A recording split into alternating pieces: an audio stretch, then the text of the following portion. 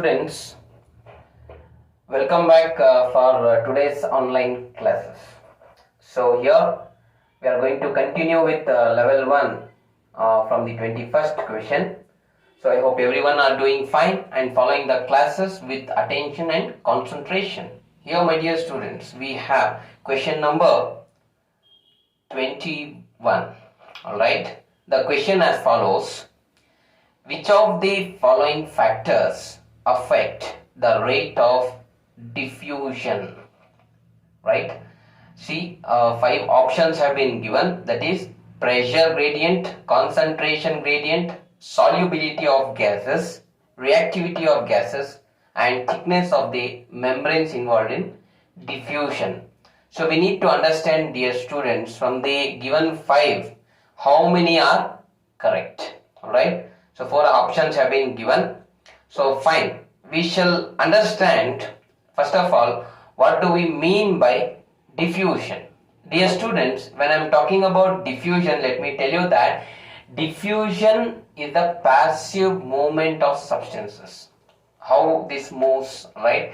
See, there is passive movement of substances from a region of higher concentration. See, question number 21. Fine. See, let us say here there is a region of higher concentration, alright, and here there is a region of lower concentration. So now, substances from the region of higher concentration will move across to the region of lower concentration. Alright, this is what we call it to as diffusion. Right, and generally, it's an important concept which is involved in, even with respect to, as we are discussing, breathing and exchange of gases. Let me tell you, my dear students, that it's an important process in many organisms. So it helps in respiration. All right, fine, dear students. Say for example, earthworm. All right, fine. Now, my dear students, let me also tell you that diffusion takes place as long as there is a difference between the concentration of the substrate across a barrier. Alright, see, one should be higher concentration and one should be lower concentration. Until this exists across the barrier, definitely there will be diffusion, my dear students. Now, let us consider one important aspect here. If both these concentrations, alright, if they become equal, alright, here also it is equal concentration, here also it is equal concentration, alright, if they become equal, then there will be no diffusion, my friends. Note this point. Alright, okay, so with respect to this, let me tell you now what are the factors which affect diffusion. Okay, the rate of diffusion is affected firstly by the concentration gradient. Alright, that is what, it depends on which side of the barrier there is higher concentration and there is lower concentration. For example, my dear friends, if we consider the alveoli, there is high concentration of oxygen here than compared to the, in fact, the body tissues of the blood. Alright, right, because of its higher concentration, the oxygen is getting diffused from the alveoli to the blood. Right, dear students, that's where it is very important. So concentration gradients definitely affects the rate of diffusion. So let me say the first point, that is concentration gradient is very much required for the diffusion to occur. This is the first point, my dear friends. Secondly, my dear friends, we have pressure gradient as well. Yes, even the pressure also, alright, the pressure gradient, even in fact I can say even the temperature as well, plays an important role, because these two, pressure as well as the temperature, alright, also defines how the diffusion occurs. If there is increased pressure, diffusion may also increase. Alright, it is as the directly proportional, my dear friends, and temperature also almost being the same. So these also can be added up here, and also solubility of gases. is also one of the other factor which affects the diffusion process. Solubility of gases, alright. This is also one important factor, and also the permeability or the thickness of the membrane. So in the book it is given as the thickness, alright, thickness of the membranes involved in diffusion, okay, thickness of membranes. So this factor also affects diffusion, alright dear students. So the movement of the passive transport or the movement of the substances from the region of higher concentration to the region of lower concentration is what we term it to as diffusion. And yes, indeed, alright, these are the 5 important factors which need to be considered here for the diffusion to occur.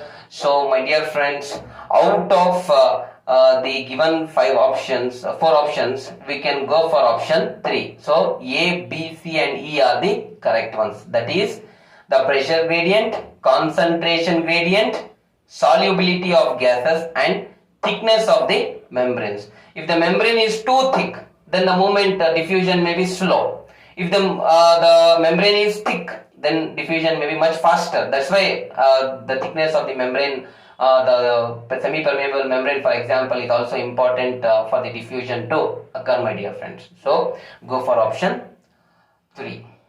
Next, dear friends, we have question number 22. Right here, let me tell you, in Neris, gaseous exchange occurs through. What is Neris, my dear friends? Right? Okay. Firstly, let me tell you that question number, let me say 22nd we have in Neris. Alright, it's we say it as what? Aquatic annelid. See, we are very well familiar with earthworm, isn't it, my friends? See, earthworm, when we talk, it is a terrestrial annelid, right?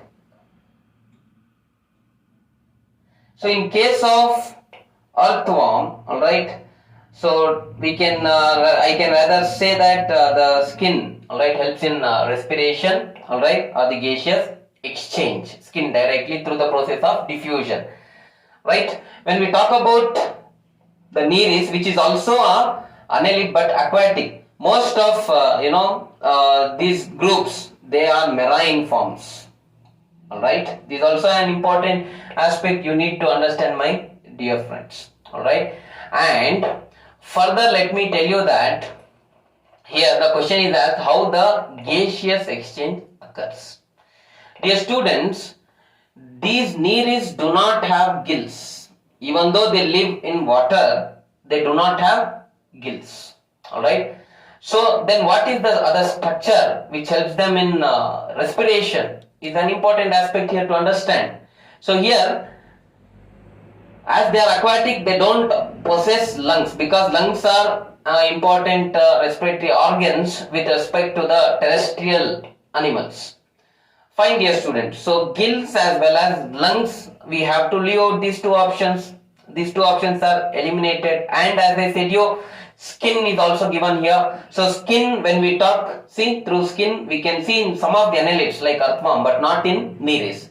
There's one more option, my dear friends. There is something called as parapodia which is given.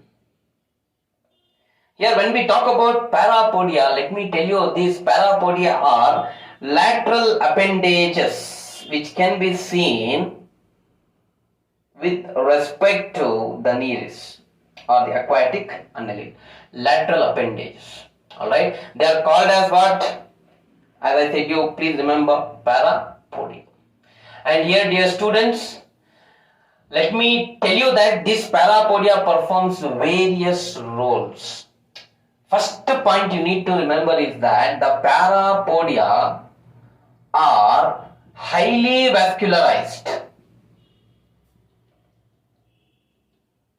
So what is the meaning of this? See, highly vascularized refers to the rich supply of blood through blood vessels, alright, and we know that it's very important for the respiration. So dear students, let me tell you here that apart from being highly vascularized, they also help in locomotion, protection, alright, anchorage, all this.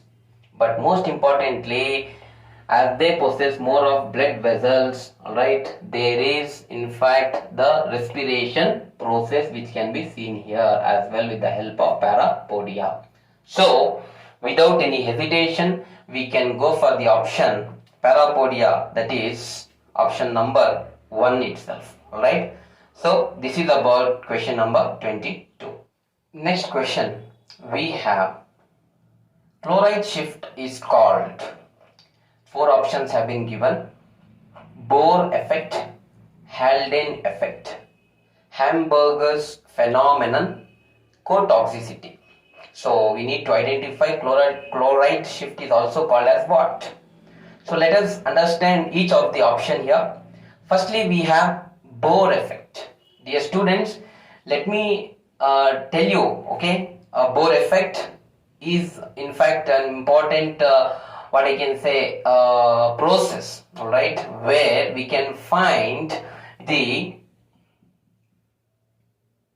dissociation of oxyhemoglobin into hemoglobin and oxygen, alright. So when this occurs, before the internal respiration it occurs, first thing. Second thing, see, already oxyhemoglobin is formed, right? See, we know that oxygen in our body 3% is present in the plasma and 97% is associated with the hemoglobin. That is what we call it to as oxyhemoglobin, right, dear students? So here in that case, let me tell you here, when we talk about this, that is now oxyhemoglobin, which is already formed by the combination of hemoglobin and oxygen. Now what happens due to Bohr's effect? This was discovered by a scientist called Bohr, that's why the name Bohr's, right? So here it dissociates to form hemoglobin and oxygen. This oxygen will be further utilized for cellular respiration, my dear friends, alright? So this is very important first process, okay? And let me tell you, chloride shift is different from Bohr's effect.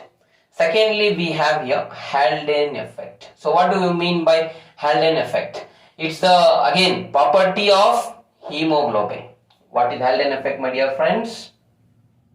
See, Haldane effect, it is the property of hemoglobin. Alright, and this Haldane effect, my dear friends, was for the very first time discovered by Scott Haldane.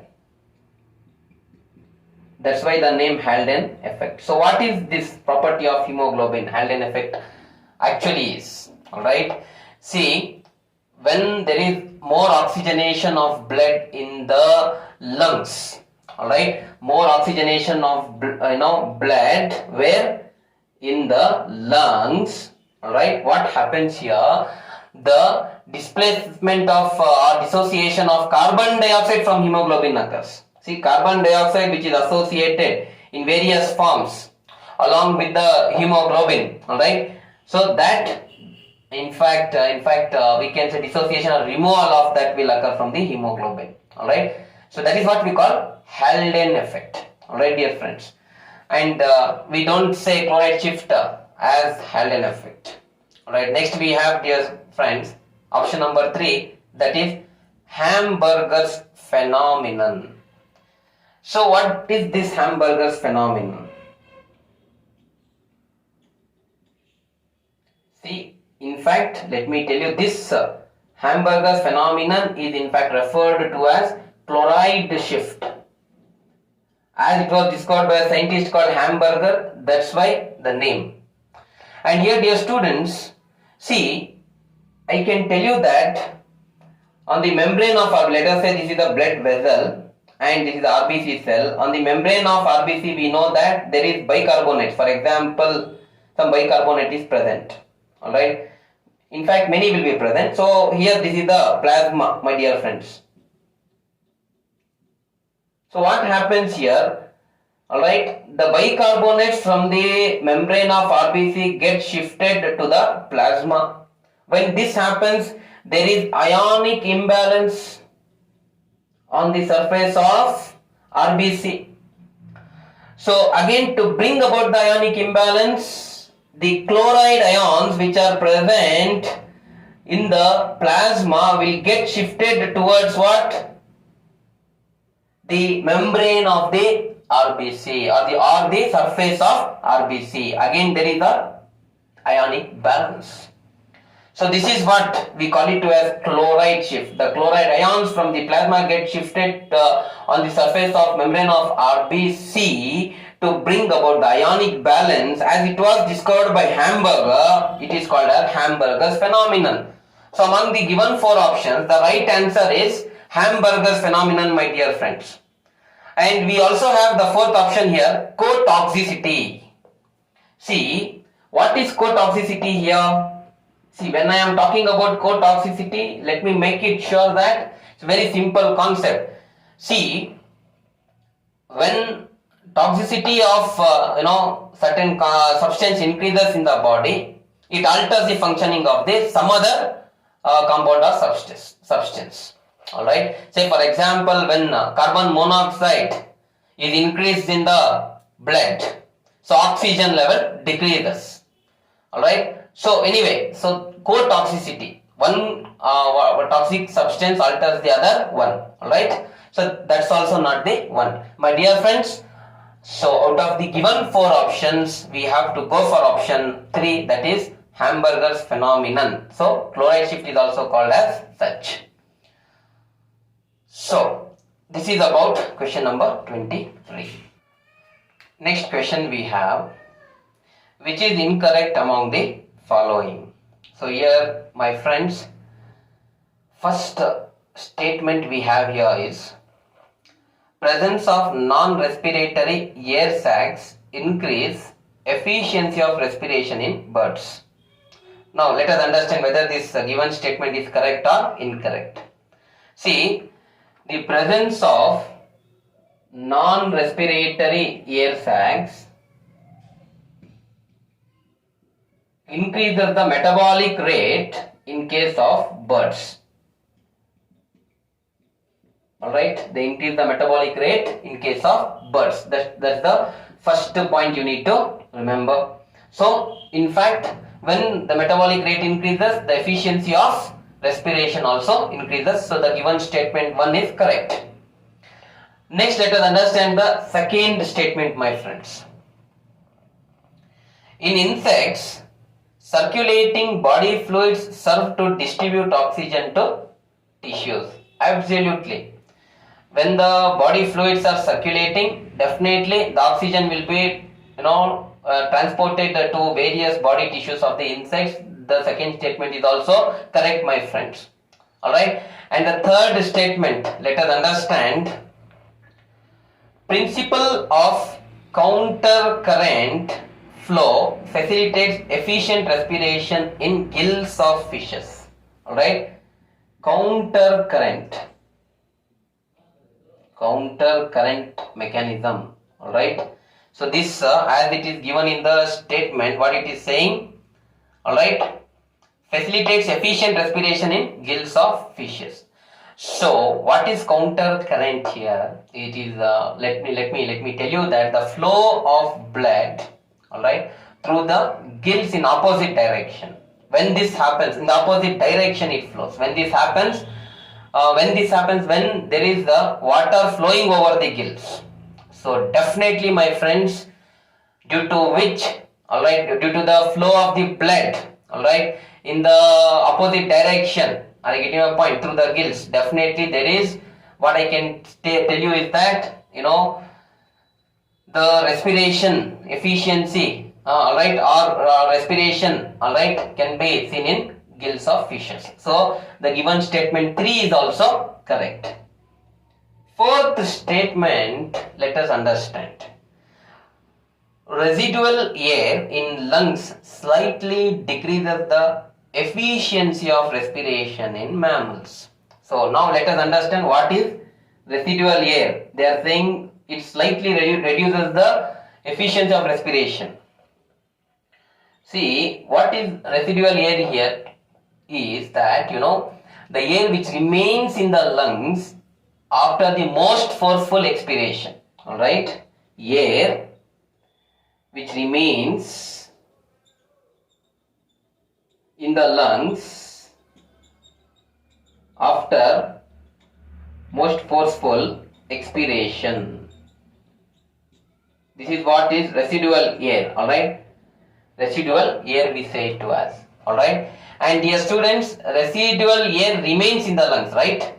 So it has no effect on respiration efficiency in mammals, but it is mentioned that it decreases the efficiency of respiration in mammals. Absolutely, it does not. Alright, and let me tell you that the option 4 here is the incorrect one, because here residual air, alright, has no effect on respiration efficiency in mammals. Alright, so go for option 4. Next, my dear friends, let us understand question number 25. Maximum amount of oxygen is lost from the blood in. Okay, so 4 options have been given: arteries of blood, capillaries surrounding the alveoli, left auricle of heart, capillaries surrounding the tissues. Alright, so it is very obvious, everyone knows the answer. It's a direct question. Alright, my friends, see, tissues which are present around the capillaries consume more energy. Alright, first point. So when this happens, the amount of oxygen consumed is also very high near the capillaries, because they consume energy. So oxygen consumption will be also more, right, near the capillaries. So that itself is the answer. But let us also understand the other options as well, my friends. Capillaries surround, okay, arteries of the, what we have, the body. Alright, see here, they do not have any role, because arteries are nearly does not have any gaseous exchange. Why? Because the concentration of oxygen is still higher. Are you getting your point? In the arteries than compared to capillaries. In the arteries itself, the concentration of oxygen will be higher when compared to the capillaries. So, and as I said you, from the arteries to the other capillaries or the body tissues, there is no much exchange of gases. So this cannot be the option, my friends. Capillaries surrounding the alveoli. See what happens here, they take up the oxygen from the lungs. Alright, which one? The capillaries which are surrounding the alveoli. And of course we can say that the alveoli has highest concentration of oxygen. Alright, so this cannot be the option. Left auricle of heart. Alright, the left atrium, as we know that it receives the oxygenated blood from the lungs, right? So here what happens, this still has high oxygen concentration. Left atrium has still what? Very much high oxygen concentration. So we can say, dear students, maximum amount of oxygen will be lost where? From the capillaries surrounding the tissues. I hope everyone understood.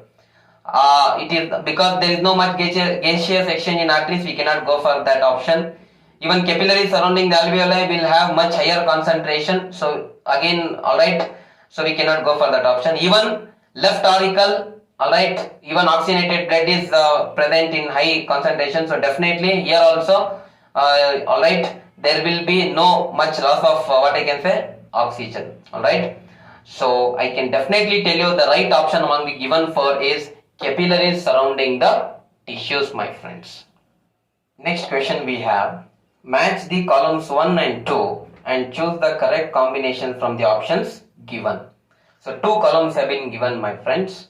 We need to match the one with the 2. First they have mentioned here initiation of inspiration. See, initiation of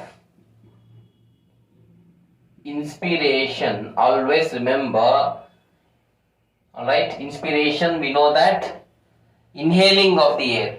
Alright, so this initiation, the starting of inspiration, how does it occur here? It occurs with the contraction of diaphragm. That's why we have to go for contraction of diaphragm. So they have given diaphragm. So in with column 2 they have given it as third option. So next, my dear friends, second we have respiratory rhythm center.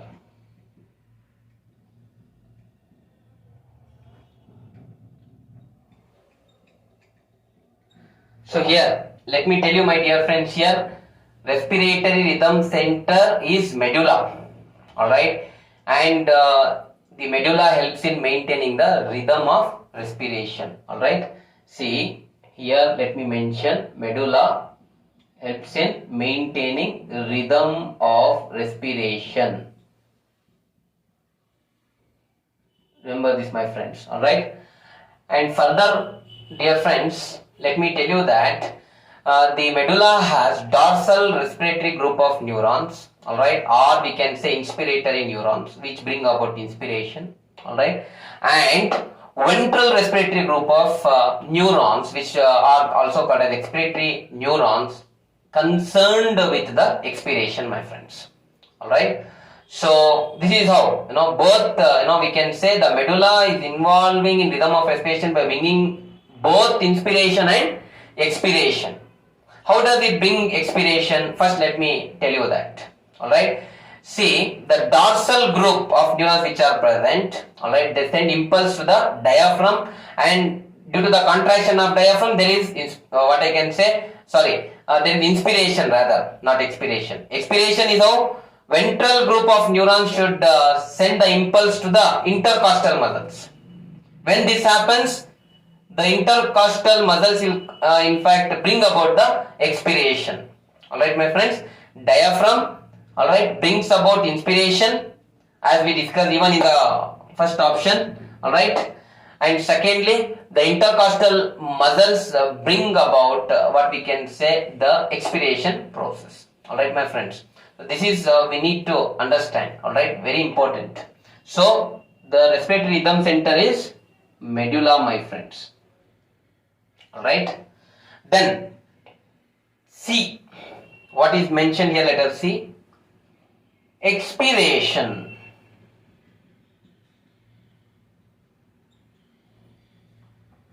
See, there are two options left, that is intrapulmonary pressure is higher than atmospheric pressure and intrapulmonary pressure is lesser than atmospheric pressure. So what do we observe with respect to expiration? Let us understand, my friends. Alright, so it's very clear that the intrapulmonary air pressure in the lungs during expiration increases, alright, that is 763, it would be 763 millimeter mercury intrapulmonary pressure I am talking about inside the lungs, my friends, during expiration. And we know that it is quite more when compared to the atmospheric air pressure. So what is the atmospheric air pressure? Atmospheric air pressure is around 760 millimeter mercury. Alright. So for the given expiration, we have to go for option 1, that is intrapulmonary pressure is higher than atmospheric pressure. As you can observe, intrapulmonary pressure is 763 millimeter mercury. When you compare this with the atmospheric air pressure, it is 760. So obvious that the intrapulmonary pressure is higher than the atmospheric air pressure. So we have to go for option 1 here. Alright. So that is intrapulmonary pressure is higher than atmospheric air pressure. Alright. That is in fact option 1. Alright. And medulla here, which we had done before, is option 4. Alright. Then let us also understand next what is mentioned here, inspiration. Alright, see, expiration is exhaling of the air, inspiration is inhaling of the air, right? So during inspiration, what happens? See, remember, it is the opposite of expiration, my friends. So intrapulmonary air pressure is 700 intrapulmonary air pressure, alright, here will be, intrapulmonary pressure will be 758 millimeter mercury. I am here talking with respect to my friends. Here last inspiration I am talking, inhaling of air inside.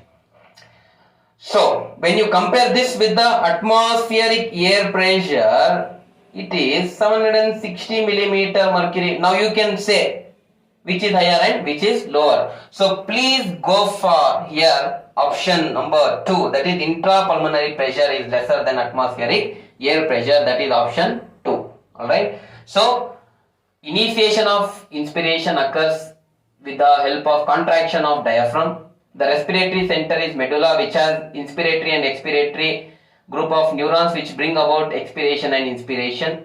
And when we talk about expiration, intrapulmonary pressure is much higher when compared to the atmospheric air pressure. And when we talk about inspiration, it is quite opposite to expiration, that is intrapulmonary pressure is much lesser when compared to atmospheric air pressure. Alright, so this is about to question number 26. Please go for option 2, my friends. Then let us discuss question number 27. The direction of concentration gradient for oxygen is from. Alright, 4 options have been given. See, I mean to say here, what is the question? The direction of concentration gradient for oxygen. Alright, that means to say how from the higher to lower the concentration gradient of oxygen can be seen.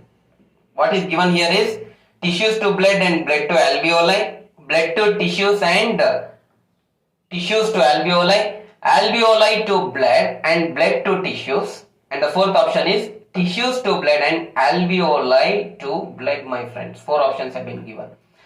So here let me now tell you that concentration gradient of alveoli when we consider, my friends, is question number 27.